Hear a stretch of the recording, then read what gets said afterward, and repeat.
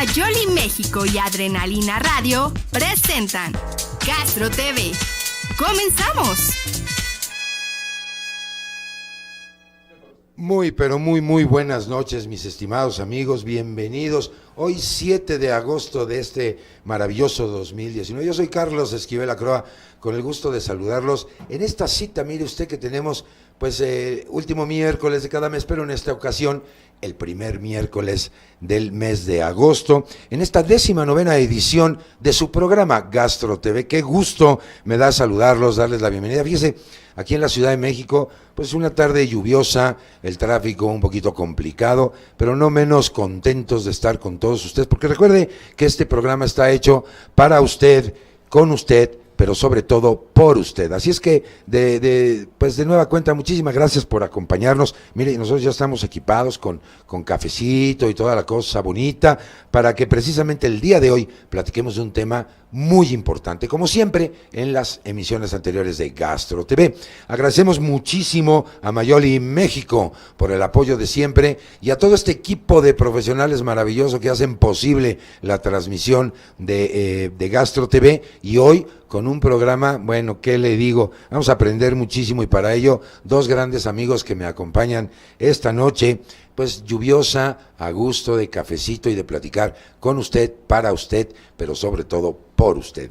Fíjese, el tema de hoy va a versar sobre el síndrome de intestino irritable y la relación que tiene con una enfermedad pues poco conocida, pero no menos importante, quizás, y con una prevalencia también interesante, que lleva por nombre disautonomía. Y para ello le doy muchísimo las gracias por haberse tomado el tiempo de estar con nosotros, saludarla y darle la más cordial de la bienvenida, porque hasta que se nos hizo al equipo de Gastro TV tenerla con nosotros. Me refiero a la doctora Beatriz Barranco Fragoso. Mire, ella es gastroenteróloga, es endoscopista del Centro Médico Nacional 20 de noviembre. Doctora Beatriz, muchísimas gracias por acompañarnos. Bienvenida, buenas noches. Muchísimas gracias, doctor Esquivel Lacroix. Es un placer verdaderamente estar con ustedes para compartir en los siguientes minutos un tema muy importante en la gastroenterología, y que no solo abordan especialistas en este tema, sino también médicos de primer contacto, internistas, cirujanos, médicos familiares, de tal suerte que hay mucho que hablar y que vamos a aprender el día de hoy. Sí, sin duda un privilegio. Muchísimas gracias, hasta que se nos hizo contar con su presencia. Oiga, muchas gracias. Y por otro lado, quiero saludar a un buen amigo mío. Él es presidente del Comité de Bioética del Hospital Ángeles México. Saludo con mucho gusto a mi buen colega y amigo, el doctor Víctor Hugo Córdoba. Víctor Hugo, qué placer que estés con nosotros el día de hoy. Buenas lluvias y buenas noches a todos. Sí, ¿verdad? Un placer, gracias por la invitación, un honor estar contigo y con Betty, que hace mucho que no estábamos juntos. Y pues ya, aquí la mesa está puesta. Perfecto. La ciencia con Betty. Pues vamos directamente al tema. Ya están abiertas nuestras líneas de contacto para que usted lo establezca. Pregúntele todo lo que quiera a mis dos invitados del día de hoy. Y bueno, pues empecemos por definir y poner en la mesa de este maravilloso Gastro TV qué es el síndrome de intestino irritable, para que nuestra audiencia de una vez entre en el contexto. Claro que sí. Bueno, el síndrome de intestino irritable se define como un conjunto de signos y síntomas, naturalmente, que actualmente está reconocidos como un trastorno funcional digestivo, que se manifiesta por diversos síntomas. Conforme a un consenso validado por expertos, ya estamos en los criterios de Roma 4, que se realizaron en el año 2016, y que ciertamente, aunque no es un padecimiento curable, con un adecuado diagnóstico y seguimiento puede ser muy bien controlado, y la calidad de vida, que está muy mermada en este grupo de pacientes afectados, puede mantenerse de manera satisfactoria a lo largo del tiempo. Se habla de un porcentaje grande de la población en el mundo y por supuesto en nuestro país, pues que padecen este síndrome. ¿Cómo andamos actualmente en números? Sí, bueno, poquito antes que se publicaran los criterios de Roma 4, se publicó por un grupo de expertos en nuestro medio el Consenso Mexicano sobre Síndrome de Intestino Irritable en el año 2016, en donde, hablando un poquito de epidemiología, La incidencia y la prevalencia es muy variable. En cuanto a frecuencia de síntomas en este tipo de pacientes afectados, depende mucho del autor que haya reportado estos hallazgos, dado que no contamos con estudios epidemiológicos en población abierta que reporten este padecimiento. Asimismo, el número de casos nuevos por determinada población también es muy variable en base a los criterios que se hayan adoptado para realizar este diagnóstico, de tal suerte que la incidencia reportada hasta el momento es variable y oscila de un 3 hasta un 15-17%, una prevalencia que puede ser tan alta hasta cercana al 30-35%. Ahora, en este sentido, Víctor Hugo, estamos hablando es un problema también multifactorial. Es decir, cuáles serían las causas más asociadas y sobre todo hacer la aclaración porque se habla de colon irritable o síndrome de intestino irritable. ¿Cuál es el término correcto? Porque en la literatura aparece como síndrome de intestino irritable. Es un modelo clásico y repetido de cómo puede ser la situación de origen de esta polienfermedad de gran expresión clínica, no existe. Okay. ¿Ya? Tenemos una serie de criterios que nos permiten descartar, apoyar y tomar la posición de que, dado que tiene esto un síndrome, que en medicina, como sabemos, es un tema que tiene muchos datos y que adjudicamos a un solo origen. Sí, no hay una causa directa. Digamos. Nos permite pensar que una serie de pacientes con ciertas características pertenecen a esta irritación de algunas situaciones específicas neurológicas adentro del intestino que lo hacen ser diferente. Pues colon irritable porque por muchos años y en la literatura sí se manifestaba, los grandes clínicos de antaño hacían la referencia inclusive a la mayoría de los signos y los síntomas solamente al marco cólico. Pero en el Gastroenterology, por ahí de 1987-88, salió un artículo impresionante que le dio la vuelta a la gastroenterología mundial, que era el famoso cerebro intestinal. Y de ahí empezamos a tener algunas circunstancias especiales de conocimiento acerca de que no solo era el colon, sino era todo el intestino, delgado y grueso. Así es. Y luego sabíamos pues que había algunas circunstancias de alteraciones del marcapaso gástrico y del esófago, y entonces nos dábamos cuenta que era un aparato digestivo irritable en algunos pacientes con ciertas características especiales, que por ahí de 1990 la única referencia era pacientes de fase anal o tipo fase anal según la clasificación de Freud, y que se fue modificando hasta ahora a decir como término genérico y en vínculo de todos los especialistas, intestino irritable, sabiendo todo este contexto previo. Sí, porque esto es bien importante, sobre todo porque vemos que el catálogo o el espectro lo han abierto, ¿no? Entonces, algunas personas hablan de gastritis, hablan de colitis, hablan de síndrome de intestino irritable, que es lo que de alguna manera puede agrupar todo este espectro. Y por supuesto, el impacto que ha tenido este segundo cerebro, ¿no? Este eje neurogastrointestinal y ahora la microbiota, que también juega un papel preponderante en este sentido, que ya no es flora intestinal, recordemos que hace muchos años todavía se le mencionaba flora y ahora es la microbiota. ¿Qué hay ahora de estas señales nerviosas? Ha tomado un ímpetu, doctora, enorme el entender los estímulos nerviosos, la relación con la microbiota y la disbiosis, por supuesto, y obviamente la aparición de estos signos que podríamos enmarcarlos como síndrome de intestino irritable.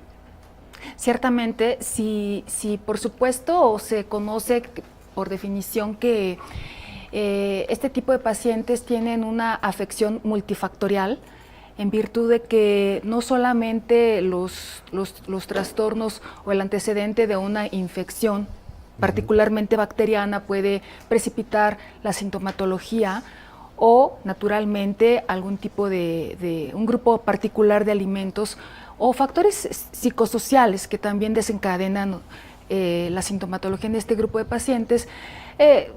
En las últimas 2 décadas, en lo particular, se ha hecho mucho énfasis en el desarrollo, como bien mencionaba el doctor Córdoba, de un eje bien reconocido hoy por hoy, neurogastrointestinal o intestino-cerebro, en donde juegan un rol o un papel preponderante una serie de factores que vienen a través del sistema nervioso central, neuroreceptores, por supuesto, que generan una serie de cambios a nivel de la mucosa gastrointestinal, varoreceptores, moduladores que finalmente traducen la sintomatología típica y que es un síntoma cardinal para definir al intestino irritable, que es el dolor abdominal. Exacto, el factor común es que siempre hay dolor abdominal, una molestia que se ha manifestado por más de 3 meses, que tienen cambio del hábito intestinal también, en los términos de evacuación, y hablamos de tipos, ¿no?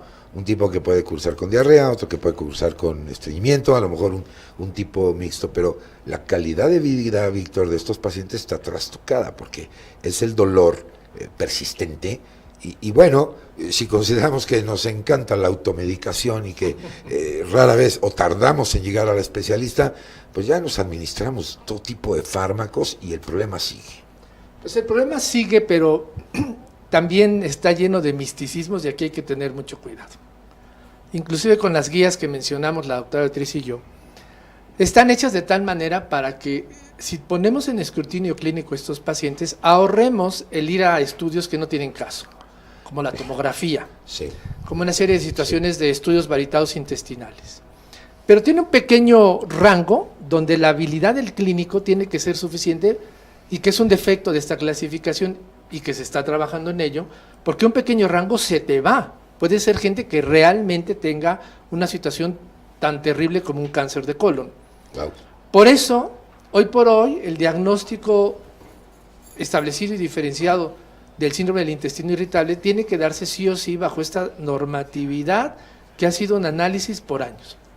Por el otro lado, en nuestro país y en muchos países, pues esta parte de qué le das para el remedio, pues son muchas cosas que además el abuso de esto como de los laxantes o de los supositorios o algunas situaciones que tienen que ver con el endorfismo de las personas. Nosotros tenemos un grupo de estudio acerca de la obesidad, ¿ok? Y en ese grupo de estudio hemos aplicado algunas situaciones que los pacientes con obesidad, que tienen cierta motilidad intestinal, Sí. padecen de manera diferente el dolor. Y cuando comparamos este grupo, en un estudio que hicimos con pacientes que tienen ansiedad real y que tienen fenómeno, sí, diagnosticada, y que nosotros en la unidad de neurociencias hacemos un mapeo cerebral y vemos que la amígdala está súper excitada, a estos pacientes les duele más. Ok. Esto es interesante, porque ya hablamos de trastorno de la calidad de vida. Sí. A lo mejor ya con un quebranto patrimonial, porque les mandaron a hacer quién sabe cuántos estudios que quizás no estaban en la relación de la línea diagnóstica. Correcto. El problema persiste.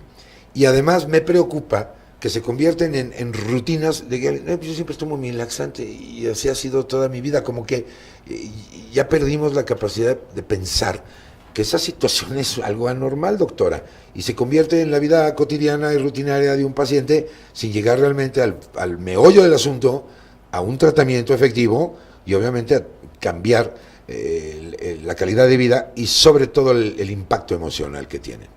Sí, efectivamente, vaya, en la progresión o en la historia de cómo fueron creándose estos criterios a la fecha, hablamos que en un principio, estamos hablando de finales de los 70s, se crearon los criterios de Manning para el diagnóstico de lo que antes incluso se diagnosticaba como síndrome de colon irritable. Así es. Yo recuerdo que todavía en la facultad me enseñaron los criterios de Manning y Roma 1.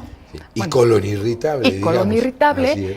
Y bueno, actualmente ya vamos en los criterios de Roma 4, que estos fueron publicados en el año 2016.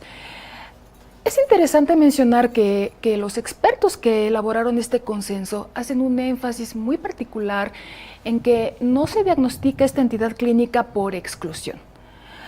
Sí es un trastorno que tiene un trasfondo orgánico, porque es multifactorial. Así es. Y que cuando el paciente no responde a un manejo inicial o con terapia convencional, hay que buscar de manera intencionada una patología bien reconocida como orgánica o incluso autoinmune, lo vamos a ver quizá más adelante en los subtipos de intestino irritable actualmente reconocidos por Roma 4, y que sea lo más preciso posible esta sospecha clínica. También recuerdo que durante mi formación en la Facultad de Medicina me decían, cuando tú solicites, después de hacer una buena anamnesis, una buena exploración física y que hagas un diagnóstico sindromático, solicita complementarios no para evaluar qué encontramos, sino para confirmar tu sospecha clínica. Si nos vamos y nos remontamos siglos atrás, aquella clínica francesa del doctor Suros, en donde tantos signos y síntomas que podían hacer el diagnóstico de una apendicitis, de una colecistitis, de una pancreatitis,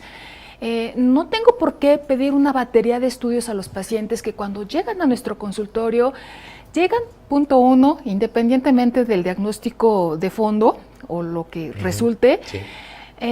Muy irritables, valga la redundancia. Están irritados también. Muy desesperados. Sí. Individuos. Así es, sí. muy desesperados. Sin duda. Sin presupuesto a veces, porque ya les han indicado una batería de estudios que al final no mejoran su problema y no mejoran la calidad de vida en lo particular.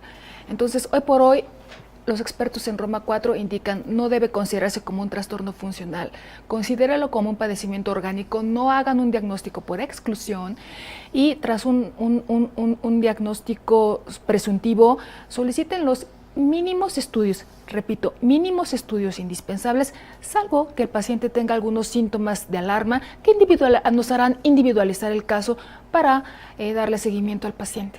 No, y además esta patología es un potencializador de muchas cosas.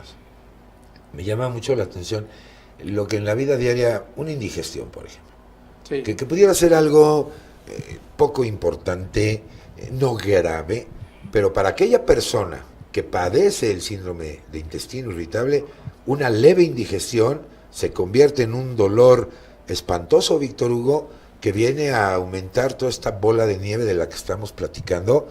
Y vamos, la causa no era tan grave, ¿no? Sí, bueno, son pacientes que tienen una hipervigilancia de lo que sea. Tan es así que una de las clasificaciones del intestino irritable es todos los síntomas afuera del aparato digestivo que los pacientes tienen. Sí. Y que no tenemos que desdeñar. Y tomando la historia del hilo que dice la doctora, hemos tenido pacientes que llegan al consultorio con maletas donde tienen estudios guardados de los últimos 5 años, se saben todos los antiespasmódicos, todos los antiácidos, todo lo que tú quieras, y cuando haces la historia clínica correcta y adecuada, te das cuenta que aquí hubo un exceso de confianza en pedir cosas, por un lado. Por el otro lado, hay que hacerle caso a los síntomas que no son digestivos, porque esto llevan al paciente Exacto. a una neuroafección real que va ligada a la depresión. Decía Bernardo Tanura hace muchos años que cuando el cuerpo tiene que llorar, es que atrás hay algo en el alma complicada. Nos llama mucho la atención en estos pacientes que sí o sí hay ocasiones que debemos utilizar ansiolíticos y antidepresivos. Y aquí es una situación bivalente, porque no todos tienen una depresión real, pero Se sienten mal. la modulación Exactamente. y los proelementos que tienen algunos ansiolíticos o algunos antidepresivos logran tornar la electricidad, digamos, alrededor de la tripa hacia abajo o hacia arriba. Fíjense Ese que es un tema muy interesante. en emisiones anteriores me comentaban los expertos que nos acompañaban en Gastro TV que incluso ahora el tratamiento de este tipo de pacientes se convierte en multidisciplinario e interdisciplinario y que cuentan mucho con el apoyo de especialistas en la salud mental y que invitan al nutriólogo también a participar. Es decir, como que se le quitó la etiqueta que era una entidad meramente clínica, ¿no? La parte de acción o área de impacto del gastroenterólogo, que lo es, pero que ahora se necesita el apoyo de otros especialistas precisamente por todas estas aristas multifactoriales que están involucradas, doctora. Y a veces eso también preocupa al paciente porque, Ya, híjole, claro, por supuesto. tengo que ver el gastroenterólogo y tengo que cubrir esos honorarios. Y ahora tengo que ir quizá con el psiquiatra o el psicólogo y aparte con el bariatra o el nutriólogo, perdón. Híjole, como que ya la preocupación empieza a caer en un circulito vicioso. ¿Cómo romper eso en la terapia clínica? Pues con eso, con clínica, con hablar con el paciente, hay que dedicarle tiempo al paciente, hay que explicarle al paciente, hay que hacerle un dibujo al paciente. Cuando uno busca evidencia científica de lo que quieras, fármacos y otras cosas que se usan, al final hay algunas indicaciones muy claras. Pero sí o sí, de nuevo, la adherencia con el paciente y la explicación. Llama la atención que en muchos de estos pacientes hay que quitarles fármacos. Sí. Y hay que ponerlos sí. a dormir. Uh-huh. Y hay que favorecer la actividad física, que no el ejercicio. Y hay que bajarlos de peso. Uh-huh. Sí, no, y sobre todo, pues, estar en esa empatía, de que ya vienen con un antecedente, esas maletas cargadas de estudios, no, la molestia abdominal, la calidad de vida alrededor trastornada, realmente es difícil, y quisiera jugarle un poquito al abogado del diablo, ¿no?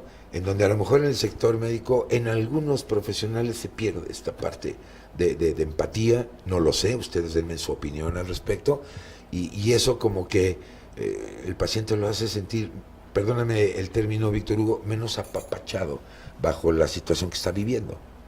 Pues sí, sin duda, lamentablemente es un signo de los tiempos. Hoy por hoy la medicina de pronto tiene prisa. Okay. Y hoy por hoy, de pronto, los médicos piensan que hay que ver más pacientes en menos tiempo. Y esto es en contra y en deterioro de la calidad de los pacientes. Sin duda. Y hay muchas situaciones que un paciente llega a urgencias y que antes de hacer una exploración adecuada, una historia clínica darle el tiempo, en la que tú te llevas, ya te lo dirá Betty, pero yo un paciente primera vez, programado 1 hora y media, antes no puedo, lo siento, no puedo ver un paciente de primera vez antes de 1 hora y media, porque en la historia clínica tenemos el 90% de lo que tenemos que hacer. No, claro. Pero hemos medido, en algunas responsabilidades que he tenido en el sector público, hemos medido, y en ocasiones por la prisa, por el volumen, por lo que tú quieras, el médico responde en defensa y tira un estudio, y tira otro estudio. Y después de 8 o 12 horas, viene el segundo médico del turno y dice, Dios, ¿esto qué es? Bueno, no sé, vuelvo a empezar. Válgame. Ya está el paciente. Ajá, así ¿no? es. Ya está el paciente. Sí. Y al final del día es el que tiene que, pues, recibir esas consecuencias, doctora. Sí, es que desafortunadamente nos enfrentamos a padecimientos que, como decía hace un momento, están mermando mucho la calidad de vida de los pacientes afectados. Sí. Hay muchos gastos antes de que lleguen a manos del especialista. Y naturalmente, hoy por hoy, pues también como especialistas y como médicos, tenemos que ser muy cautelosos respecto al tipo de estudios que solicitamos, cómo le vamos a informar en qué consiste cada procedimiento y cuáles son los beneficios de obtener o de realizarse cada procedimiento, dado que pues son procedimientos que tienen un costo, naturalmente, y que por supuesto si se ha hecho a veces un manejo multidisciplinario, bueno, también cuando me formé como especialista, bueno, desde mi formación como médico general, ciertamente nos han enseñado a que en medicina siempre hay manifestaciones que no corresponden necesariamente al órgano en cuestión o al órgano enfermo. En este caso del intestino irritable, y Víctor Hugo, que también tiene algunos estudios al respecto, tanto en intestino como en hígado, páncreas, etcétera, hay manifestaciones extraintestinales y muchas veces el paciente llega por cefalea, por prurito o comezón generalizada, por pérdida ponderal, por depresión, pero ya pasó por manos del médico general, del cirujano, del médico familiar, del internista naturalmente, del psiquiatra, y el paciente sigue mal. Válgame Dios. Bueno, pues ahí está esa primera información. Oigan, permítanme saludar a nuestra audiencia que ya nos acompañan. Está por ahí Alfonso Nolasco, saludos, Verónica Nava, Tania Canseco, saludos desde Oaxaca igualmente, qué placer que esté con nosotros. Quique CL también está por ahí, Jano Dena, bienvenido, Solrac, Yornón, saludos a todos los enfermos del síndrome de intestino irritable, a los doctores y al conductor, muchas gracias, vaya desde aquí el saludo. David Hernández también desde Oaxaca, Mari Danibarra también, Antonio Pozos, un abrazo. Excelente la transmisión, muchas gracias. Pues aquí el equipo de profesionales que nos acompaña esta tarde. Arturo Díaz Torres, excelente programa, muchísimas gracias. Brent Guggen, excelente. Oigan, traen taquilla, amigos míos. Qué bueno, pues la doctora mucho siempre gusto. jala mucha gente, mira. Perfecto. Qué bueno que ahora sí vino. ¿no? Sí, es lo que yo decía desde el principio. Fíjate, Dan en BM también está con nosotros, Víctor Antonio Sánchez. Saludos a los ponentes de esta excelente transmisión desde el Hospital Ángeles de Interlomas. Un saludo para allá, un abrazo para todos ustedes. Oliver, saludos. Saúl Romano, Raúl Morales Flores, saludos. Rodrigo Navarrete también desde Querétaro. Yadira Trujillo. Es bueno contar con este tipo de espacios. Llevo años con muchos malestares y he pasado por muchos médicos y medicinas. He mejorado mucho con los antidepresivos. Precisamente lo que ustedes estaban comentando. Yolanda Hernández, gracias por la información. Excelente programa, doctor Carlos Esquivel. Muchísimas gracias. Un abrazo. Para lo que vemos, es decir, a veces sabemos como médicos, ahí está la patología, la casuística, los estudios que a lo mejor necesitamos, pero a veces se nos olvida esta parte medular, que es esa situación mental, si la queremos ver así, de esa calidad de vida, ¿no? Sí, de estos temas extraintestinales, por ejemplo, hay una constante que a la gente le hace padecer mucho, que es la fibromialgia reumática. ¿De acuerdo? ¿No? Sí, Con todas sus modificaciones del nombre. El trastorno de las emociones, que sabemos, el antiguo llamado trastorno somatomorfo, y me apilo aquí un poco con lo que dice Beatriz, a veces tenemos que convencer a nuestros colegas Sí. que aunque no se vea nada en la radiografía y aunque en la tomografía no salga nada, existe un padecimiento porque existe una afección orgánica, pero es una situación intraluminal, por decirlo así, o atrás de las paredes. A veces hay que explicarlo así un poco, sobre todo a los chicos, ¿no? A los chicos que van empezando con esto. Perfectamente, pues, ¿qué les parece? Si me permiten, tenemos un material preparado que quiero compartir con todos ustedes. Mire, está con nosotros, hicimos una entrevista y le agradezco muchísimo a mi compañero y amigo Enrique Muñoz, que seguramente usted lo conoce, persona especializada en medios.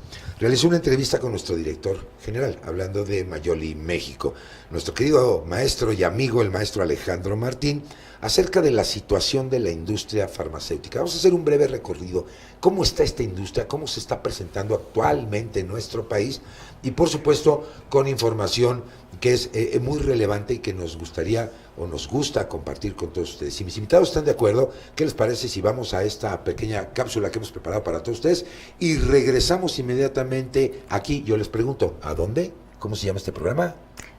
Ahora sí los agarré en curva. Gastro TV. Gastro TV. Ya Gastro volvemos, TV. no se vaya, regresamos.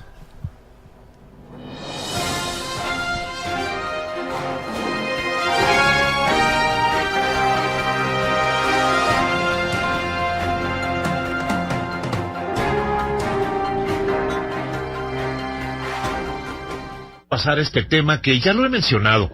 Yo no sé si usted lo ha visto y si no se lo comento. En últimas fechas hay varias industrias, hay varias empresas, pero de distintas ramas industriales, que están muy preocupadas por la falta de liquidez. Es decir, por ejemplo, en los periódicos se ven desplegados de la industria farmacéutica que de manera muy respetuosa le están pidiendo al presidente y a las autoridades hacendarias del país pues que paguen. Dicen las empresas, no recuerdo los nombres, pero cualquiera que sea, señor presidente, tenemos 2 años que el ISSSTE nos debe facturas por 150 millones de pesos y no nos pagan.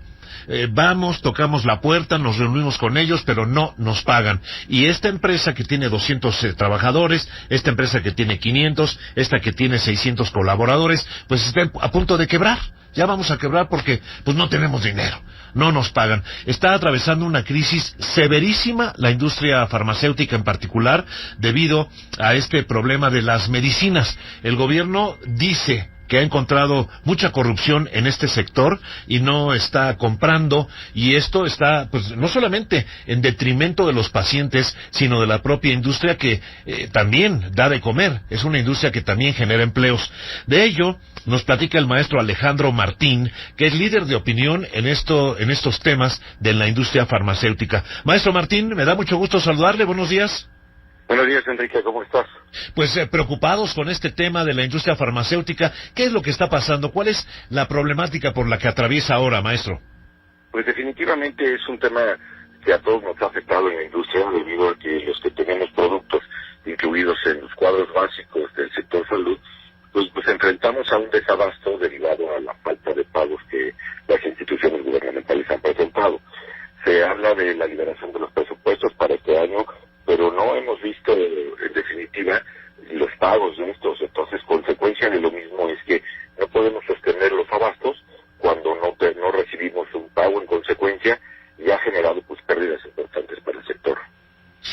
¿Qué es lo que va a ocurrir? ¿Cuál es el futuro inmediato para la industria farmacéutica, maestro Martín? Pues a través de las diferentes cámaras hemos tratado de gestionar los pagos y las liberaciones de las mismas licitaciones que han estado muy despacio, y parece que empieza a verse la luz, parece que empiezan a liberar algunos pagos a cuentagotas, y con esto se han mantenido como ligeros avances en términos de abasto para el sector, pero necesitamos que se libere de una manera definitiva y que los atrasos vayan siendo pues cubiertos, ¿verdad? Maestro Martín, ¿es cierto, como dice el gobierno federal, que se han encontrado trampas, que se han encontrado hechos de corrupción dentro de dentro de esta negociación, dentro de este engranaje de gobierno federal y la industria farmacéutica? Me parece difícil poder mencionar así claramente que hubiera, ¿no? Me parece que la industria farmacéutica siempre se ha caracterizado en términos de transparencia, de poder hacer las cosas de manera correcta con base en las bases que nos presentan las instituciones. Sí. Ahora, el futuro de la industria farmacéutica, ¿cómo lo ve, maestro Martín? Pues la verdad es que es un mercado que tanto en la parte de gobierno, que va muy despacio, nos ha afectado también en la parte de los sectores privados, ya que las inversiones se han detenido considerablemente, los mismos mayoristas han limitado el stock y los inventarios a los cuales habitualmente se tenían, y de esta manera el mercado está muy lento. El futuro pues es un poco incierto, este año particularmente es un año difícil para toda la industria. Todos estamos tratando de alcanzar las metas de crecimiento para mantener un sector vivo, pero en definitiva es un sector que va despacio. Entonces las inversiones, como lo menciona, se han visto muy limitadas. ¿Y qué nos comenta sobre el sector farmacéutico, en particular con lo que es referente a los medicamentos que tienen que ver con el sistema gastrointestinal de los mexicanos? Pues mira, esta parte lo hemos visto que de alguna manera han incrementado un poco las prescripciones en términos de que pues todo esto genera estrés, no solo en el sector farmacéutico, sino en toda la comunidad de pacientes. Y sí vemos que el desempeño de algunos, podemos decir que hemos estado por arriba de este mercado. El caso de en donde yo me encuentro, que es Mario Distingue, una empresa francesa, en el maestro, hemos visto un desempeño favorable, pero limitado. Todavía marcha con dificultad. ¿Hay, por último, esperanza de que se abra el sector a través de sus cabezas, como por ejemplo el secretario de Salud, el secretario de Hacienda, la secretaria de Economía, etcétera? Seguimos en las gestiones y me parece que van caminando, como lo dije anteriormente, va lento, pero esperamos y confiamos que esto se libere rápidamente y que podamos seguir avanzando tanto en las negociaciones como en el desarrollo de la industria y del sector para beneficio de los pacientes mexicanos. ¿Algo que quiera agregar, maestro Alejandro Martín? Pues nada más que no perdamos la desesperanza y que en definitiva confiamos en que las cosas sigan siendo bien y confiamos en que el sector no va a ser tan afectado o no va a ser afectado por estas restricciones que hemos encontrado. Muy bien, pues le agradezco que nos comente sobre el particular, maestro. Esperemos mejores noticias en la próxima. Le mando un saludo afectuoso. Un abrazo, gracias. Muchas gracias. Alejandro Martínez, conocedor de estos temas de la industria farmacéutica, que está detenida, está parada. Y bueno, no son los grandes laboratorios nada más, no son las grandes transnacionales, también hay laboratorios, también hay distribuidores pequeños, pues que están atorados y que han empezado a correr a mucha gente porque la lana nada más no fluye. Y esto todos lo sabemos.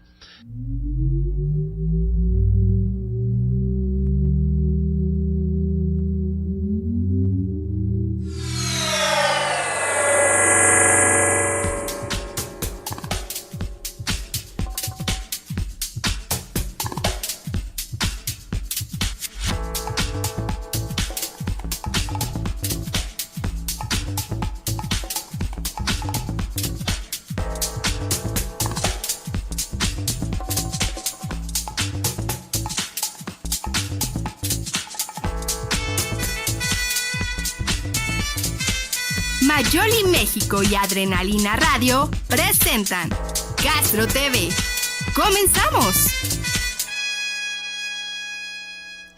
Pues ya estamos de regreso aquí en Gastro TV, esta 19ª edición y a este maravilloso proyecto apoyado siempre por Mayoli México, por supuesto por la Asociación Mexicana de Gastroenterología y por supuesto por usted. Gracias a todo este maravilloso staff que tenemos para que esta transmisión esté saliendo impecable, con precisión milimétrica. Mire, quiero agradecerle también por la presencia de todos ustedes. Son las 8 de la noche, 33 minutos, tiempo del centro de la Ciudad de México, donde estamos transmitiendo completamente en vivo para el resto de la República Mexicana y también para fuera de sus fronteras. Muchísimas gracias por estar con nosotros. Saludo a Víctor Antonio Sánchez Pría, también a Oliver Atón, saludos, Saúl Romano, Raúl Morales Flores, saludos, Rodrigo Navarrete, saludos también desde Querétaro, Yadira Trujillo. Es bueno contar con este tipo de espacios. Ya nos platicaba que ha pasado casi un viacrucis con todo esto. Yolanda Hernández, muchas gracias. Rosa Elba Flores Ramos, saludos. Hoy especialmente me sentí terrible. Híjole, lo lamentamos mucho, le mandamos un gran abrazo y mire, aquí tengo 2 especialistas, contáctelos, al ratito les pedimos sus datos de contacto, ellos le van a solucionar el problema, va a ver. Oliver, tomar en cuenta terapias alternativas como la acupuntura y homeopatía. ¿Consideran ustedes que también pueden ser utilizados en estos pacientes polimelicados? Ahorita respondemos estas preguntas. Saludos también desde Puerto Progreso, excelente tema, abrazo para usted, muchas gracias. Yolanda Hernández, la relación que tiene con la cirrosis no alcohólica, platicar esto, si también hay alguna relación con enfermedad celíaca. Estoy dándole salida para atenderlo como usted se merece, porque si no después no queremos omitir a nadie, por supuesto. Y bueno, Rosa Elba, es cierto, a mí no solo me dan Contumax y necesito tratamiento para el estrés. Muchas gracias. Nunca me han recetado nada para mi padecimiento, solo Plantagoxilium. Bueno, pues ahí están, 3 preguntas. Relación que hay con cirrosis, con el problema hepático no alcohólico y con enfermedad celíaca. ¿Qué opinión le merece, doctora? Muy bien, pues bueno, son distintas entidades. Por supuesto. Realmente podría coincidir realmente el que un paciente con intestino irritable a la par tenga una hepatopatía subyacente que habría que estudiar, determinar el origen, la magnitud del daño a la glándula hepática y darle un tratamiento adecuado. Ahora bien, lo que es muy interesante mencionar es, antes que nada, reconocer por criterios Roma 4 que existen 4 subtipos de intestino irritable. El síndrome de intestino irritable con predominio de estreñimiento, el síndrome de intestino irritable con predominio de diarrea, el mixto y un cuarto más que es el inespecífico. Ciertamente, hago un énfasis en lo particular con el síndrome de intestino irritable con predominio de diarrea, porque ciertamente desde Roma 2 y Roma 3, los trastornos funcionales digestivos se superponen.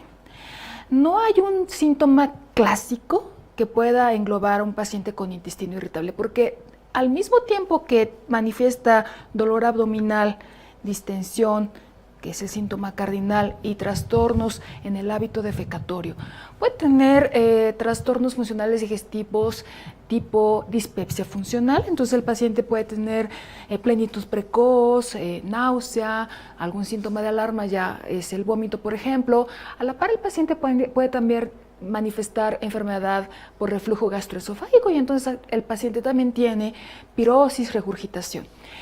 En virtud de ello, si el paciente tiene manifestación importante de un intestino irritable con predominio de diarrea y no responde a la terapia inicial, como mencionaba en un principio, Roma 4 y los expertos de Roma 4 reconocen que debe hacerse énfasis en buscar una causa orgánica de la enfermedad, reconocerlo como tal. Y si bien la enfermedad celíaca, qué bueno que lo menciona doctor Esquivel, es una entidad poco frecuente en nuestro medio y que sí está reconocida como un padecimiento claramente autoinmune.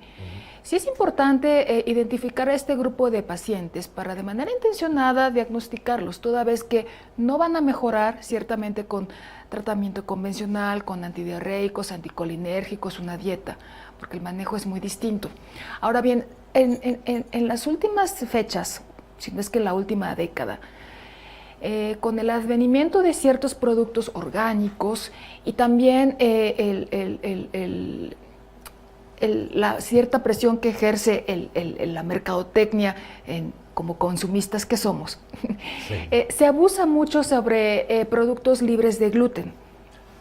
Y entonces elimino de mi dieta las semillas, todo lo que tenga gluten, sí. El pan, etcétera. Y no hay una necesidad clara en esto, pero está muy de moda, digámoslo así.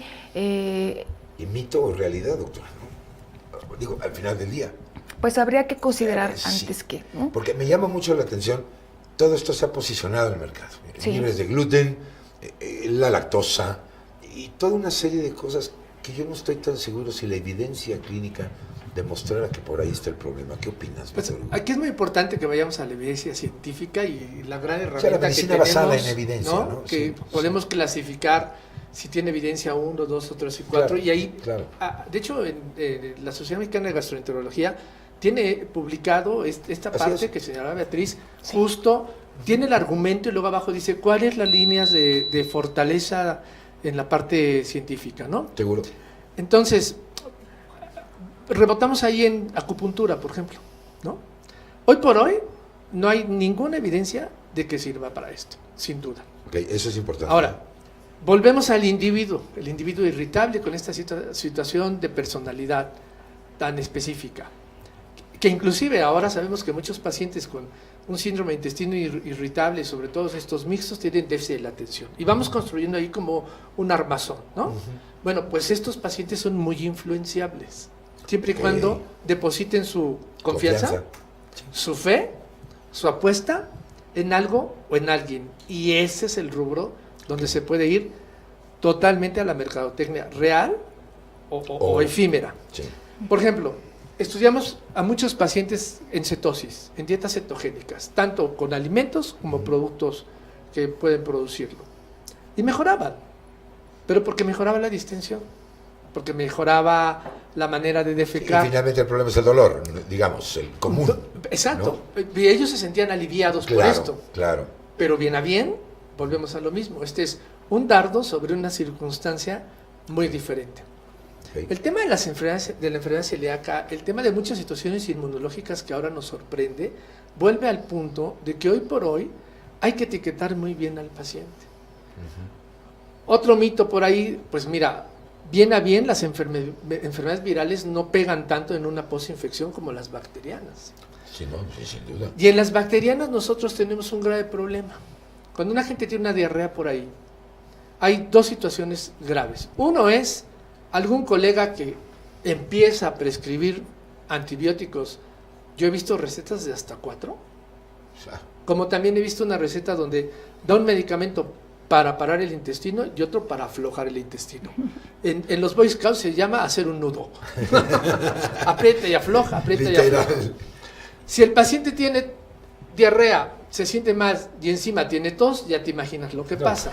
Bueno, pues también lo llevamos ahí con los fármacos. Oye, a ver, nuestro staff les impactaste con esto. Sí, porque varios de ellos me consultaron de a la entrada. Están batallando con esto, ¿no? Entonces, hay que ser muy cuidadosos en estos temas de qué le vamos a dar y qué no le vamos a dar. Y luego vamos, por ejemplo, al trasplante, ¿no? De materia fecal. El fecal, sí. ¿No? Bueno, vuelvo a lo mismo. Hoy por hoy, salvo que Beatriz me corrija, un artículo con una metodología adecuada a nivel poblacional nos dice, puede servir. No estamos en contra de esto, ¿vale? No. Va por ahí. Y luego eso hay un montón de moléculas súper elegantes, súper caras y súper complicadas, unas que ni hay en México. Hoy por hoy no hay evidencia. No, y esto es bien importante, porque yo creo que la ciencia siempre está abierta a la discusión. Es decir, a la prueba o no. Pero mientras la evidencia no sea contundente, se dice así, y así es como está. Pero nuestra población, yo no sé si por la trascendencia cultural, estamos acostumbrados a eso, nos arraigamos a los dogmas de fe. Y creemos lo que nos dijo la tía, la abuelita. Pues yo siempre tomaba el tecito de no sé qué. Es la humanidad. Porque sí. En los pueblos de Bélgica es igual si lo dijo la abuela. Así es. Y de los pueblos españoles, pues en ¿qué te Italia, cuento? Lo que los diga la nona libaneses, es ley. ¿no? Bueno, Bien o mal, ¿no? ahí es donde los médicos tenemos que hacer la diferencia Exacto. y tratar de ganar esa parte para nosotros. Muy bien. Por Ahora, el bien del paciente, no por otro no, lado. claro. Platíquenme un poquito de la hipersensibilidad visceral. Sabemos que hay una alteración, sin duda, entre la comunicación del cerebro con este eje neurogastrointestinal. Algo pasó ahí. ¿Cómo lo definimos? Esta hipersensibilidad visceral. Bueno, este término que ya se acuñó desde hace poco más de una década, realmente tomó mucho auge y mucha fuerza cuando se pudo observar que no había una causa orgánica que explicara los síntomas de los pacientes y que en términos generales se aplica no nada más para intestino irritable, es para todo el tracto gastrointestinal. Hablamos de esófago hipersensible, intestino hipersensible o irritable, ¿no? En donde al conocer un poco más sobre la neurotransmisión que ocurre desde estímulos del sistema nervioso central hasta los vasoreceptores que hay en la mucosa gástrica o en la mucosa de cualquier parte del tubo digestivo, puede darse esta serie de síntomas que comparado con sujetos sanos o sujetos controles o contra pacientes que no tienen ese tipo de afección, sí vemos marcadas diferencias por estudios específicos o muy sensibles como lo son los estudios de motilidad digestiva. Ahora, en este sentido ya ustedes están platicando de todos estos trastornos, digamos, extra digestivos. Ya mencionaron algunos, la comorbilidad que tiene con algunas otras entidades, pero hay algunos que tengo aquí seleccionados y que me llaman la atención y que me gustaría que comentaran. La fibromialgia, por ejemplo, la distimia, los ataques de pánico, que yo veo que en el medio cada vez aumenta la prevalencia, y eso me parece que es un foco rojo, la hipotensión ortostática y el síncope cardiogénico. Son nombres complicados, pero bueno, yo creo que valdría la pena darles un poquito a la revisada por esta relación que tienen con esta patología. Empezamos esta ¿no? historia hace muchos años con un tema que decíamos la disautonomía. Exacto. Que para fines prácticos decíamos, está descompuesto su aparato automático. Hay que explicarle a la gente. Las cuestiones de actividad central cerebral, pues son las voluntarias y las no voluntarias. ¿De acuerdo? ¿No? Todas las no voluntarias que tienen un código especial que marca desde adentro la parte neuronal, no las puedes controlar, pero sí las puedes sentir. Ok. Al final hemos decidido que la disautonomía no existe. Ah, ¿no? caray. Que lo que existe es una serie de disritmias Okay. que han ocasionado una hipersensibilidad de la amígdala. Y por eso también se explica que sea más en mujeres que en hombres. ¿Ok? Sí, eso es cierto. Por estructura cerebral. Claro. O sea, no importa si uno es o no miembro de la comunidad lésbico, gay, LGTB, lo que sea. Pongámoslo, y no lo digo de otra manera, sino por mis pacientes y mi afición de apoyo y ayuda siempre a esta comunidad. En la estructura cerebral masculina y femenina, Sí, son diferentes. la capacidad de segundos de viajar de un estímulo son siglos. Es como cuando una mujer, tú le dices a una mujer, te amo, la mujer en 2 microsegundos lo ha pasado por todos los núcleos cerebrales posibles de certeza y lo cree. Le dices Mientras a un que hombre nosotros- esto y piensa, Sí. se va por el ¿Será? no sé qué, regresa Sí, por será. no sé qué, y dice, sí, yo también. O, Bueno. o no me contestaste rápido y por lo tanto dudo Exactamente. de tu realidad, ¿no? Esto pasa con los circuitos de integración. Ok, Y los circuitos de integración jalan ok. la señal. Y entonces por eso los pacientes pueden tener mareos, síncopes, ¿no? Hay gente que llega realmente al síncope vasovagal real, o sea, se desmaya, se le baja la presión y tienen una arritmia cardíaca benigna, benigna. La sudoración excesiva, el temblor. Y aquí está un poco la magia de lo que decíamos Beatriz y yo. Es un paciente que tiene códigos específicos neuronales, hormonales digestivos, ¿no? No, Sí, no de todo. sí, sí. Que inclusive te confundes en el diagnóstico porque parece un paciente hipertiroideo. Sí, ¿Ok? sí, sí es cierto. Que Ahorita te confundes en estaba el diagnóstico pensando, porque sí. parece que tiene una corea neurológica. Ujú. Y que te confundes en el diagnóstico porque a veces el paciente da un dato que parece que tuviera una arritmia cardíaca. Integración, nada más. Este es el reto ahora de la gastroenterología moderna, que está impregnada de neuroendocrino gastrointestinal. como si no fuera ya lo suficientemente complicado. Bueno, pues los La gastroenterólogos son muy inteligentes, no te preocupes por eso. Y aparte todavía le ponemos toda la parte neurológica y ahora endocrina también. Y ahora endocrina. Pero un dato que a mí siempre me pareció increíble es que ahora los niveles de serotonina son mayores, la producción de serotonina a nivel intestinal comparado con los núcleos del cerebro, ¿no? Claro. Es decir, ahí ya nos habla de una actividad endocrina fuerte y que seguramente tiene una relación importante en todas estas entidades extradigestivas. Sí, y con todo esto a lo mejor el público dice, bueno, pues yo ya me perdí, yo ya no sé si lo tengo ni no, pero los criterios de Roma 4 Son claros. están bien hechos Así es. y te Sí, pueden sí, llevar sí. de la mano. Sí, sí. Y el rango para que te puedas equivocar es pequeño, pero tiene que ser aplicado por gente que ha visto pacientes. Ahora, Esta es la condición. ¿qué recomendación le pueden dar ustedes a aquellos pacientes que están diagnosticados con disautonomía? ¿Han vivido en un engaño? Si la tienen, no la tienen, ¿cuál sería la recomendación de manejo? Pues no has vivido un engaño porque la ciencia es Es así, una forma de ¿no? decirlo, ¿no? Pero vamos. Lo que tenemos que hacer es orientarlos y descartar lo que tienen y atender los síntomas, porque también es cierto que un paciente que padece todo esto, si solamente le tratamos la tripa, no mejora. Y si Ok. tratamos todo lo de alrededor y no la tripa, mejor. pues tampoco mejora. O las dos Son cosas. las dos, Así es, para que sí, más mejore. bien dicho. Doctora, un Sí, comentario. Gracias. Esto que dice Víctor Hugo es fundamental, vaya, y no se nos debe olvidar desde que nos formamos como médicos. Tenemos que ver a nuestros pacientes como un todo, un entorno, de manera integral, no verlos por un sistema de órganos, básicamente, ¿no? Porque día a día estamos viendo que sabemos un poco más de algo muy pequeñito. Me super especializo en microbiota o en trasplante fecal, Sí. pero no le presto atención a las necesidades psicosociales que requiere mi paciente, no le presto atención en la dinámica familiar que está viviendo mi paciente, El entorno en el que se está entorno en el que se desarrollando, desarrolla, en que se ¿no? desenvuelve. Entonces, Sí. aunque como especialistas y con toda la seriedad lo digo, que nos guiamos por medicina basada en la evidencia y en donde en muchos estudios o ensayos clínicos controlados, ciertas alternativas terapéuticas como la hipnoterapia, la acupuntura, la meditación, no tienen un peso científico lo suficiente para decir que todos de ahora en adelante se vayan con el médico de acupuntura o que de ahora en adelante todos hagan yoga.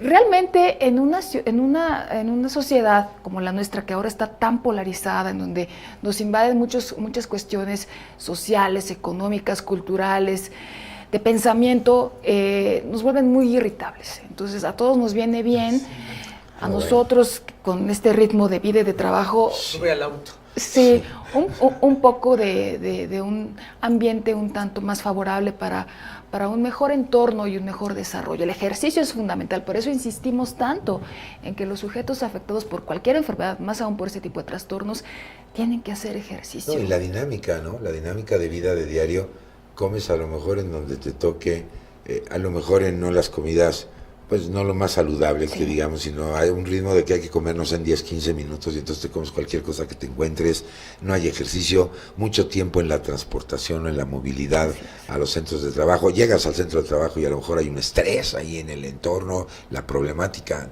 típica, Víctor Hugo. Pues es que estamos sacando No. al conejo del sombrero, ¿no? sí. Porque sí, sí. hay que comer bien, Sí. masticar bien y hacerlo a las horas. Hay que dormir bien. Los Sí. estudios Lo han relacionados demostrado, con sí, el sí. sueño acerca de los trastornos digestivos te pueden impresionar. Claro. Como en el posinfarto al miocardio, Sí, hoy bueno. por hoy uno de los temas más importantes es Sí, bueno. dormir, Claro. ¿no? Comer bien, dormir bien y moverse. Esto es básico. Y la otra cosa, sin duda, es no padecer el síndrome de Goofy, ¿no? Que te subes Al al auto y coche te transformas. pero Sí, luego te lo sí, llevas sí. a lo demás. Y Mira, pasa lo mismo, ¿eh? hay muchos pacientes con síntomas de lo que quieras por un solo problema: cero tolerancia a la frustración. Sí. Si las cosas no Coincido. son estrictamente como tú quieres, Sí, ya, Ya entras cambió. en crisis. Sí, sí. si las cosas son como tú crees y las quieres imponer y de pronto alguien te dice no, ya entras en crisis. Sí. Y estas situaciones tan complicadas tienen entre sus preferidos para expresarse, pues a la tripita, a la piel Sí. y a situaciones neurológicas. Sí, sin duda. Yo creo que rompiendo pues ese círculo vicioso, ¿no? de este ritmo de vida, yo diría tan vertiginoso, tan complicado, las relaciones humanas cada vez más también se complican. Y al final del día, pues el cuerpo te va a cobrar la factura, ¿no? Tarde que temprano. Y a eso agreguémosle la automedicación. Ya no me pasa nada, me siento bien, ¿para qué voy con el especialista? Ya sé lo que me va a decir, o me va a costar una gran cantidad de dinero porque me va a mandar a hacer no sé cuántas Confundirte quién te cosas. puede orientar, ¿no? O quién Porque realmente con me todo puede respeto, ayudar, Google ¿no? no quita Sí, doctor 6 años Google de no te va a medicina, ayudar. No, 4 años de no, especialidad por supuesto. y 15 de experiencia. Pero eso nos queda claro a nosotros. La situación es poner el esfuerzo como espacios de Gastro TV y otros muchos más para que la ciudadanía, el ciudadano de a pie, el enfermo, entienda este concepto, Hay que informar ¿no? y hay que decir qué hacer. Sí, El seguro. remedio y el trapito. Ah, ¿sí? ¿no? Sí. Y hoy por hoy las redes sociales, por ahí una persona muy influenciable dice las redes sociales son malas. No, las redes sociales son buenísimas. Si se usan como deben Y en ser. medicina, Naturalmente. Sí, es maravilloso. nos han permitido hacer muchas cosas por los pacientes. Hay que informar. Claro, y informar correctamente. Pero bueno, en ese sentido de que vamos a informar, fíjese que el presidente de la Asociación Mexicana de Gastroenterología, nuestro querido amigo el doctor Samarripa, Que te manda saludos. Claro ¿no? que manda sí. saludos, sí, le mandamos un abrazote, por cierto. Saludos, doctor. Nos concedió una entrevista sobre unas becas que se están dando en conjunto con Mayoli México. Y esto es muy relevante porque estamos ciertos y somos unos amantes creyentes de que la educación es una parte fundamental de cualquier ejercicio profesional y por supuesto la medicina no es la excepción. Estas becas llevan por nombre el Practicum Script, que se están haciendo, decía yo, en conjunción con la Asociación Mexicana de Gastroenterología y por supuesto con esta maravillosa empresa que lleva por nombre Mayoli México. Entonces, si les parece bien, vamos a ver este material y regresamos inmediatamente. ¿A dónde? ¿Cómo se llama este programa, mis queridos invitados? Estamos en Gastro TV. Eso, bien, doctora Víctor, por favor. No, es que estaba pensando en quien produce, ¿no? Vamos para allá, vamos por un cafecito, no se vaya, ya volvemos.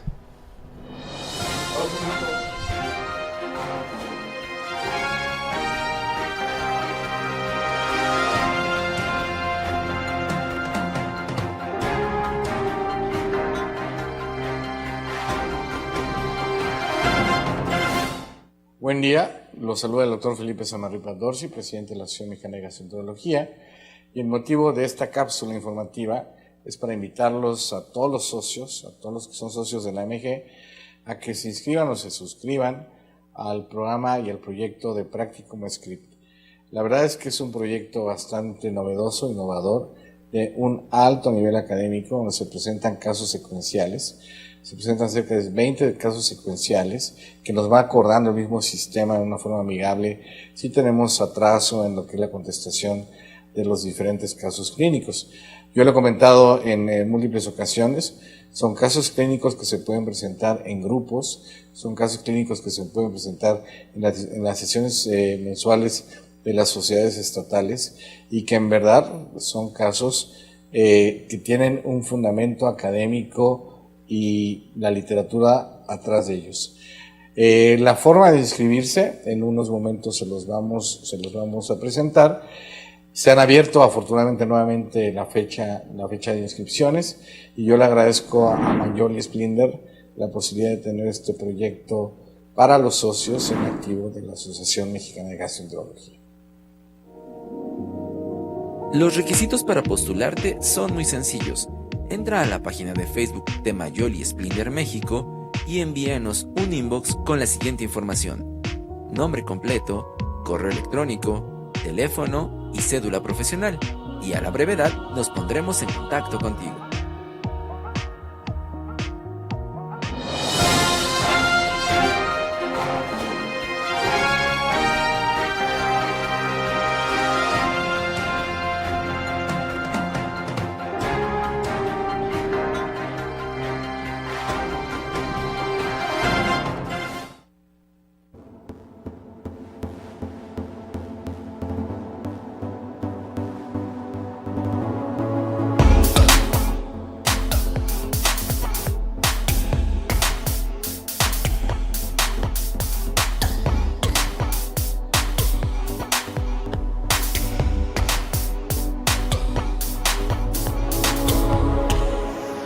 regreso aquí a Gastro TV, 9 de la noche, tiempo del centro de la Ciudad de México. Muchísimas gracias por seguir con nosotros.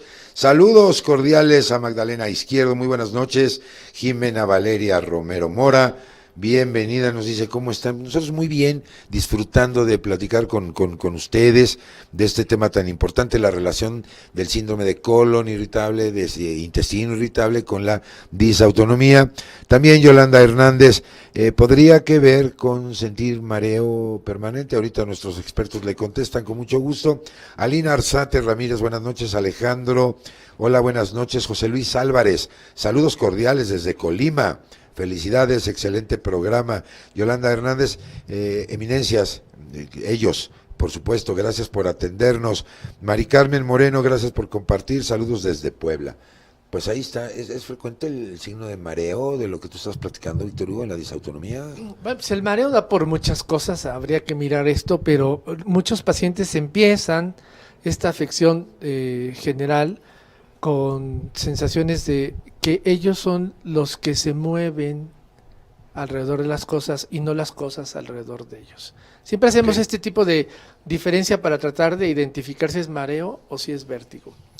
Un paciente que tiene estas afecciones similares a las cuestiones viscerales y no por respuestas autonómicas, suda, brinca, tiembla y está ansioso, muy ansioso. Hablamos de los ataques de pánico, ¿no? Ajá, los exacto. ataques de pánico van ligados a un tema muy interesante que hoy los clínicos vemos que se llama la distimia.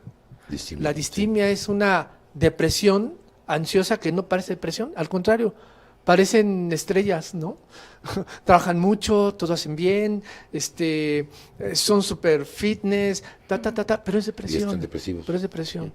Fíjate que yo me acuerdo de los primeros reportes que sacaba Freud, cuando empezó a hablar de la alexitemia, ¿no? De la catarsis, esa incapacidad que tenemos muchos para expresar lo que sentimos y que pareciera una cosa menor y que puede ser una antesala de precisamente lo que tú estás mencionando. Crecemos en una cultura de, usted aguántese, usted es macho, los hombres no lloran.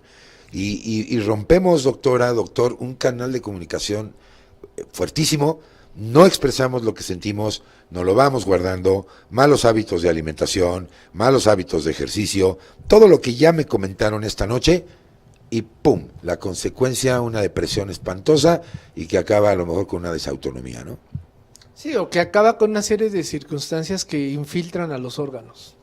Sí, ya infiltran al hígado. Es una cuestión funcional páncreas, ya directo, ¿no? ¿no? Y que al final son del orden metabólico. Sí. Creo que una de las grandes ventajas que hoy tiene la gastroenterología es que el juicio clínico más estudios muy certeros permiten ir ubicando a las personas. Cuando hacen un análisis entre las especialidades que más han avanzado en el mundo, nos encontramos gastro, nos encontramos derma, nos encontramos neuro, por ejemplo, donde ahora no solamente hablamos de la tecnología instrumental, sino de otro tipo de biotecnología. Claro. A mí siempre me deja impresionado todos los trastornos intestinales, por ejemplo, que se pueden resolver con la cápsula endoscópica, ¿no? Sí, pero la mínima invasión. La mínima invasión. ¿No? Sí. Pero hoy por hoy, pues lamentable o afortunadamente, y uno mira las cuestiones de la arqueología de todas estas cosas, y es el intestino el que reina. Y por eso tú ves en la precolombina o después la capacidad que hemos tenido para hacer remedios para la barriga, sí, que nos sorprende. Sí, claro. Nos sorprende. Doctor Alberto Lipschitz y yo algún día empezamos a apostar en hacer un prontuario de todo lo que la gente ha utilizado para me siento mal de mi estómago. El empacho. Algo me cayó mal. El empacho. Le vamos a reventar el empacho. Es correcto. ¿No? Ajá, sí, hijo. Oigan, fíjense que quisiera tomar y poner en la mesa los diagnósticos que creo que coincidimos, a veces son incompletos o mal fundamentados. Y en este sentido, con todos estos multifactores involucrados, creo que resulta relevante hablar de una visión de tratamiento también integral, ¿no? Hablábamos de multidisciplina, de muchas otras cosas. Platíquenme algo al respecto, porque quizá los trastornos funcionales, ¿no? Llamado el síndrome de respuesta disfuncional, por ejemplo, pues al final del día pues, tiene que tener un tratamiento a lo mejor no unidireccional, por decirlo de alguna manera, doctora. Bueno, claro que sí. Ya decíamos en el segmento previo que los criterios de Roma fueron evolucionando, por decirlo así, en virtud de que se fue observando en la población afectada por este tipo de padecimientos que hay una superposición, por así decirlo, de trastornos funcionales de tubo digestivo alto con tubo digestivo bajo. Más aún, hablando específicamente en síndrome de intestino irritable, inicialmente se asociaba, o más bien uno de los criterios diagnósticos, además del dolor abdominal, es alivio tras la defecación. En Roma 4, que es de las modificaciones mínimas más recientes, no necesariamente hay un alivio al defecar. Hay pacientes que persisten con dolor abdominal pese a que han podido defecar. Y esto es importante para determinar si el paciente puede tener una condición clínica concomitante que no mejore su sintomatología ni tampoco su calidad de vida. Y bueno, finalmente la medicina así evoluciona, ¿no? Lejos de ser más precisos y más categóricos en los diagnósticos y en los tratamientos, a veces se complican un poquito más y bueno, naturalmente que no solo en gastroenterología, sino que en otras especialidades, cuando no se sabe con certeza aún la fisiopatogenia de una entidad clínica, la definimos como indefinida, inespecífica, idiopática, ¿sí? Y aquí genéticamente controlada. Y aquí entra también el intestino irritable. Oigan, y a ver, hablemos entonces de que de repente el empirismo está presente. Estamos sujetos de correr el riesgo del empirismo porque oímos con frecuencia el argumento: tengo tantos años haciendo esto y siempre me ha dado buenos resultados, independientemente de la evidencia literaria que esté publicada, ¿no? Yo quisiera ver esos buenos resultados, pero lo vemos. Yo les digo a mis estudiantes en la universidad, pues sí, el haber hecho una tontería por tantos años no se llama experiencia.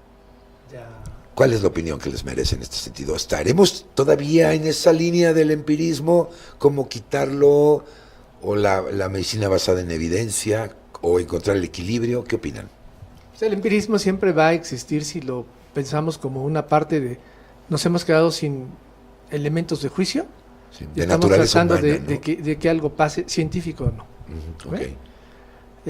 Por ahí hay un libro impresionante del doctor Rui Prestamayo que dice: existe el método científico, y está basado en todas aquellas situaciones que existen acerca de vamos a tomar el empirismo como la parte que a nosotros los clínicos nos funciona, ¿no? Beatriz y yo hemos dado tratamiento para un paciente que tenemos elementos para pensar que tiene tuberculosis. Por ejemplo. Nunca le hemos aislado el bacilo y se cura. ¿Ok? Sí. Bueno, ya lo mencionaba ella al principio. Yo me recuerdo la impresión que me llevaba yo, y lo platicaba el otro día con el doctor Antonio González, la impresión que me daba a mí cuando llegué joven al Hospital General de México, de ver cómo con percusión te picaban un absceso hepático amibiano y salía pus. Y eso parecía una cosa de magia. ¿Estás de acuerdo? Sí, totalmente. Esto es el empirismo en medicina. Sí, totalmente.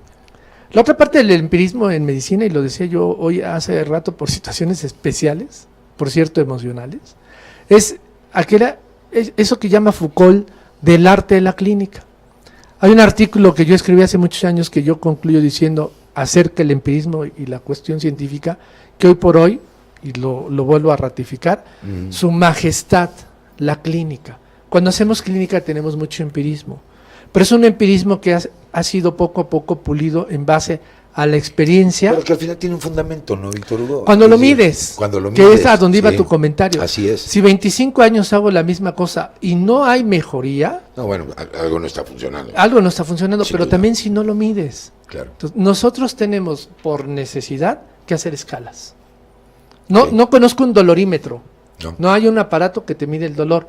Sin embargo, tenemos dolor visceral, hay una escala. Así es.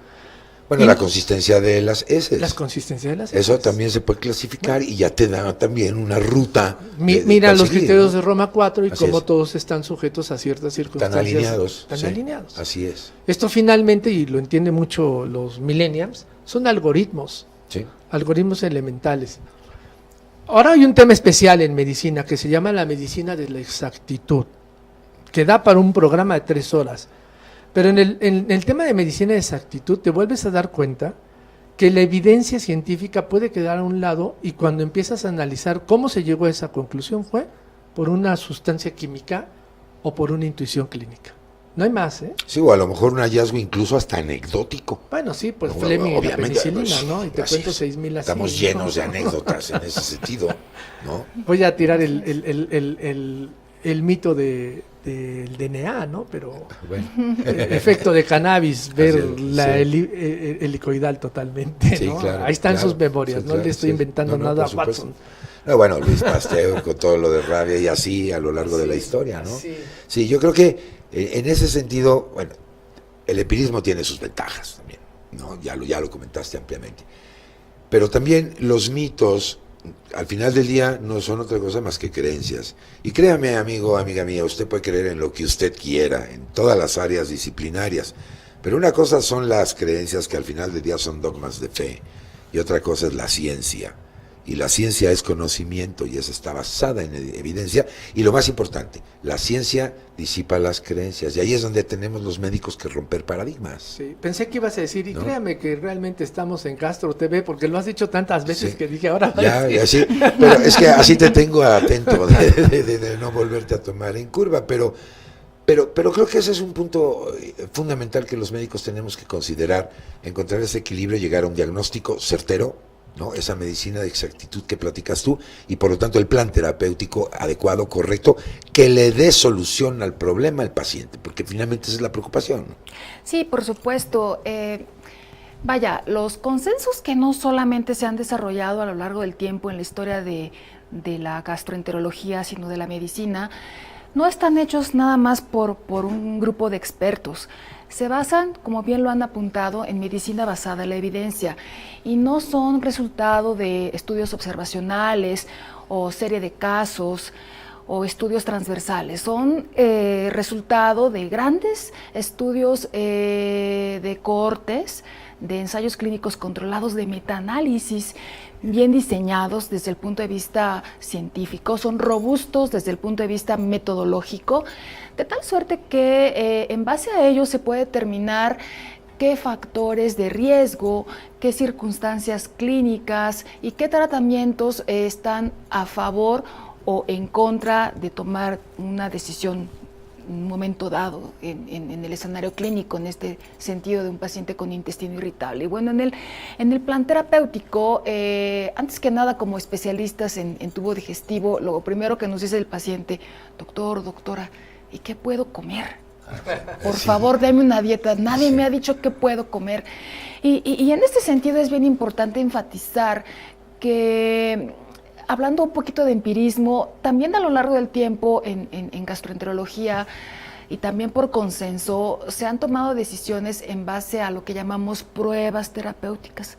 Hablo de la dieta, ciertamente optamos por dietas de eliminación y posteriormente por dietas de restricción. Ya se sabe con certeza que hay un grupo de alimentos, los famosos FODMAPs, que son básicamente hidratos de carbono, son monosacáridos, disacáridos, polioles fermentados, que en cierta medida van a empeorar los síntomas del paciente. Entonces, se le debe explicar, como ya había apuntado Víctor Hugo, con ilustraciones, mire, este grupo de hidratos de carbono son monosacáridos, estos son disacáridos, estos son polioles, que están en estos alimentos. Estos vegetales le pueden causar mayor distensión abdominal, mayor dolor, mayor flatulencia. Estos los vamos a eliminar, poco a poco los vamos a reintroducir en una cantidad moderada y vemos la tolerancia. Si definitivamente el paciente no mejora, bueno, los eliminamos. Eso es por un lado. Y después viene la parte farmacológica, que claro, es indispensable. Importante. Sí, por claro. supuesto. Y en este sentido, entonces, yo me acuerdo que en la universidad me decían, no hay enfermedades, hay enfermos. Y por lo tanto la respuesta individual es importante. No podemos generalizar que el mismo plan terapéutico aplique para todos. Una. Y dos, el uso de los probióticos, que también vienen muchas veces en evidencias muy fuertes, muy sustentadas, robustas, y en otros casos todavía un poquito la duda, pero a lo mejor al paciente le cayó bien lo que estamos platicando. Sí, Y le está ayudando. como comer bien. Por ¿no? ejemplo, ¿no? Como el efecto placebo. Exacto. ¿No? Así es que en cada paciente hay que diseñar una situación cercana. El traje a la medida, digamos. Sí. ¿No? Y en el tema del síndrome del intestino irritable, todo aquello que haga que su intestino esté menos tenso, para él será mejor. Sí, claro. No hay más. Sí, claro. Y si el paciente nos está diciendo que eso está evolucionando favorablemente, se siente mejor, hemos visto que su calidad de vida cambia de forma inmediata, se relaciona mejor en su entorno, cambia la actitud a lo mejor en el seno familiar, porque eso impacta de una manera muy importante, ¿no? Sí, pues son estados de bienestar al final. Al final del día. Son estados de bienestar. ¿No? Y yo creo que la actividad médica tiene que ir enfocada en esa situación.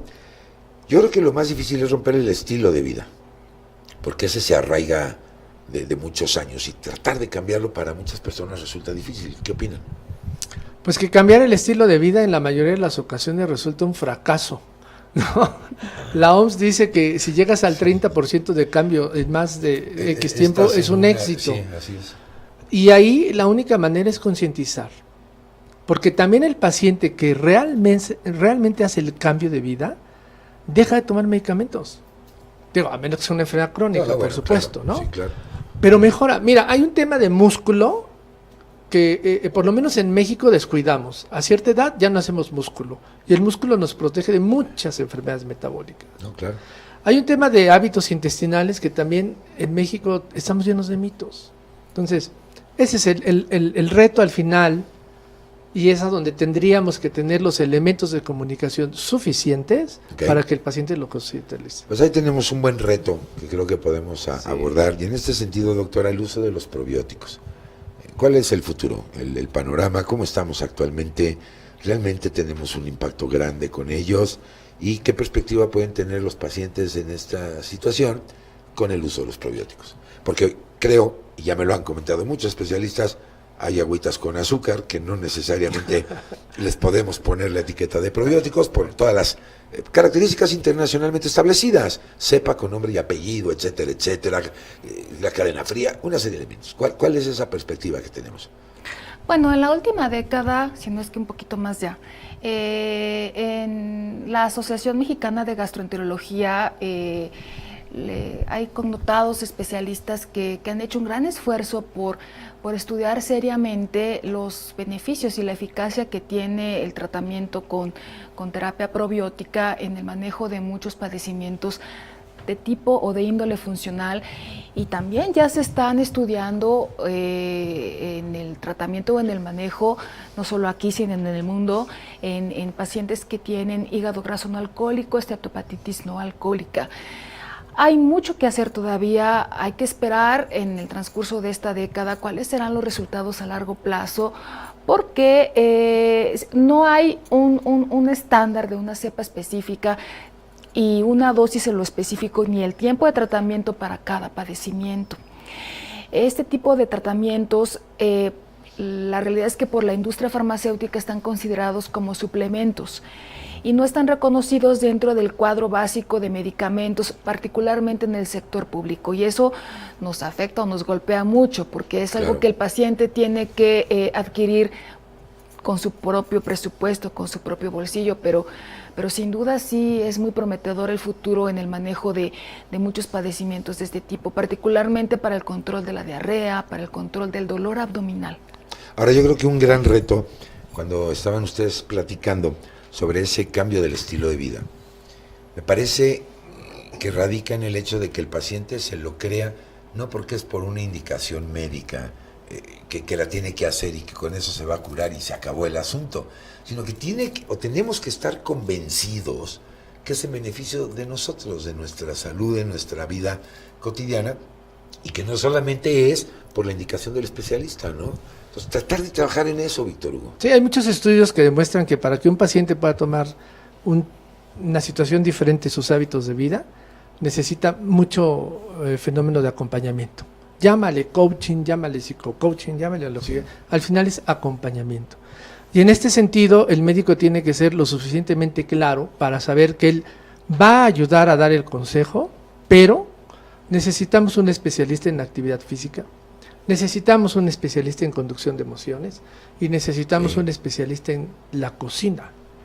Algún día también, con una experiencia similar a esto de lo que hacemos, trasladamos el hecho de poder hablar con la gente en una cocina y demostrarles en realidad algunas cosas que les dañaban. Por ejemplo, el mal uso de los aceites. Okay, El sí, mal claro. calentamiento de los aceites. Sí, claro. La gente que come la carne de res de cierto grosor y la cierto come término. tan seca, Sí, ¿no? sí, sí. Que en tan lugar de tener cocida. un beneficio, le Pues sale produce peor. una serie de circunstancias. Sí, o leguminosas sobrecocidas o sobrecalentadas, ¿no? Y creo que la mejor imagen de todas que me he llevado de estos es ver a cierto grupo de doctoras o de doctores que un día hicimos un reto Ujú. a través de redes sociales para movernos por lo menos 20 minutos. El primer año fracasamos, el segundo año fracasamos, el tercer año fracasamos y el cuarto año terminaron 5.600 pacientes haciendo actividad física. Correcto. Y mejoraron.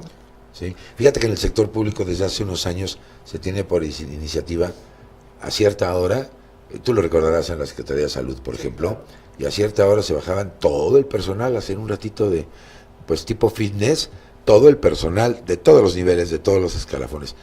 ¡Wow! A la hora de medir los resultados, eso generó un impacto impresionante en la calidad de vida, porque llegas a la oficina, te sientas todo el día detrás de la computadora, en el teléfono, y no te mueves para nada, ¿no? Pues ahí está el tema. Todos los metaanálisis que hablan de cambiar estilo de vida Coinciden necesitan en la eso. conducción. Sí, absolutamente. Pero luego necesitan al influenciador. Y el influenciador nomás hay dos. El que no es el médico y es un ente de la sociedad civil capaz de transmitir las cosas, Que a veces le hacen más caso el entrenador del sin gym. duda, ¿no? Sí, Y luego la figura del médico. así es. Vamos, si soy neumólogo y mi paciente me ve fumar, mal voy. No, pues, Si soy sí. dentista, odontólogo, cirujano, de maxilofacial y tengo los dientes en Perdón. un estado terrible. Si yo soy un especialista en endocrinología, sobrepeso y obesidad y tengo yo 30 kilos encima, Sí, bueno, estos mensajes de comunicación visual sí, son fundamentales. tienen un poder Sí, brutal. Yo si vuelvo a nacer estudio comunicación, te lo digo así. sí. Te lo digo así, ¿ok? Entonces, cuando se hizo un estudio entre el médico especialista que prescribía contra el médico especialista que se veía lo que estaba haciendo, Sí, hay una en su diferencia. peso, con su color de la piel, Sí, claro. con dándole tiempo al paciente, ¿qué pasaba con sus pacientes? Mejoraban, Sí, sin mejoraban. duda. Sí, claro. ¿no? Y fíjate que la comunidad lo dice, ¿no? Fíjate que fui con un médico que es buenísimo, pero siempre está de cara, está enojado, Llega tarde. llega tarde, me trata con la Terrible punta del de pie, los Uy, pero es mucho, muy buenísimo, o sea, terrible. sabe muchísimo.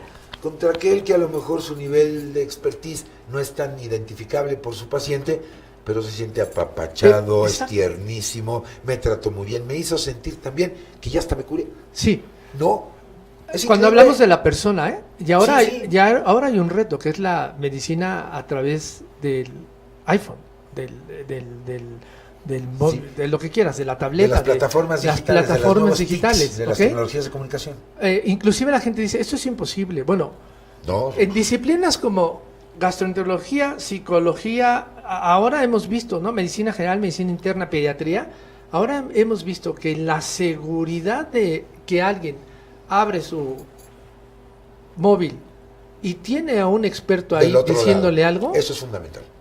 le baja el sentido de Así es. urgencia. Claro, Le baja el claro. sentido de urgencia. Y oye, el sentirte acompañado, porque ya dentro de poco les vamos a dar la sorpresa, estaremos platicando de todas estas innovaciones tecnológicas, pero tener a alguien después de este aparatito que te va a escuchar, te va a atender, te va a dar una recomendación confiable, por lo menos te hace sentir bien que alguien te hizo caso. Sí, pero es un fenómeno ¿No? antropológico. Hasta es antropológico, eso es a lo que ¿Ok? quiero llegar. Porque ahora podemos Sí. hacerlo. Ajá, no, hace 20 años, no, bueno, sí, 20 años, ¿no? No, Cuando empezaron los call centers de salud, pues sí. la gente lo Sí. denostaba. ¿Qué Seguro. me puedes decir a mí a través de esto? Y los médicos también. Sí. Pero ahora, antropológicamente, epistemológicamente, estamos en el momento donde un médico puede llevar bienestar a través de una tableta. Claro, y fíjense que fue el parteaguas desde el sismo del 85, cuando se empiezan a establecer estos call centers de ayuda psicológica por toda la gente que quedó pues transformada, alterada a raíz de los desastres del 85, y eso tuvo una connotación y un impacto brutal que sirvió de precedente precisamente para esto.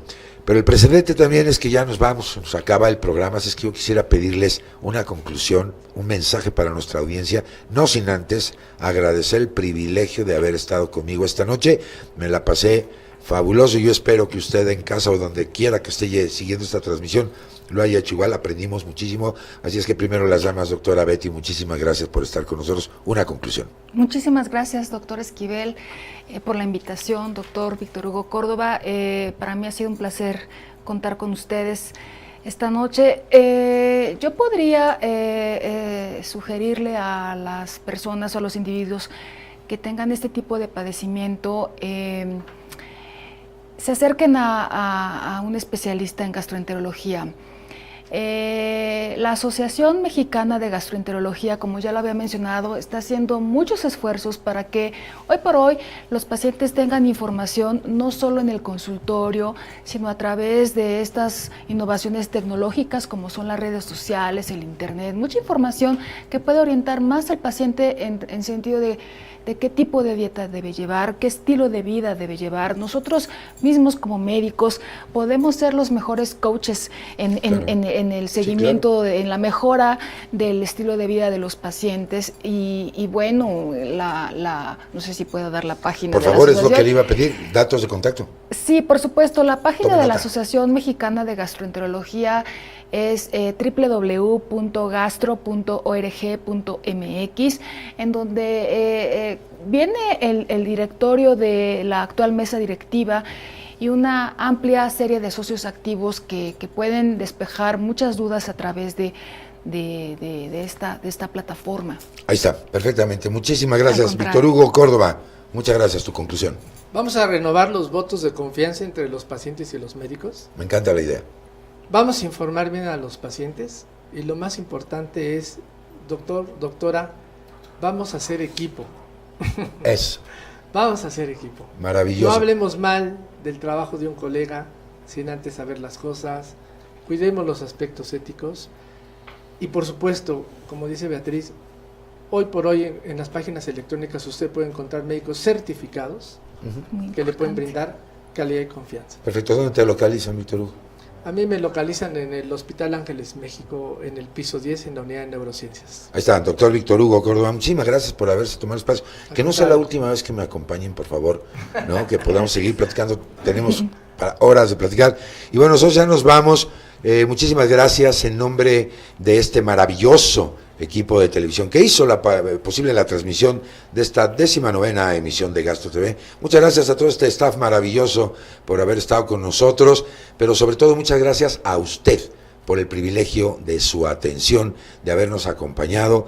Yo le invito para que en esa nueva cita que tenemos, ustedes y yo, nosotros, pues nos veamos otra vez en este foro que está hecho para ustedes, por ustedes, pero sobre todo con ustedes, que lleva por nombre Gastro TV. Yo soy Carlos Esquivel Acroa, agradeciendo por supuesto el favor de su atención. Nos vemos, una feliz noche, hasta la próxima.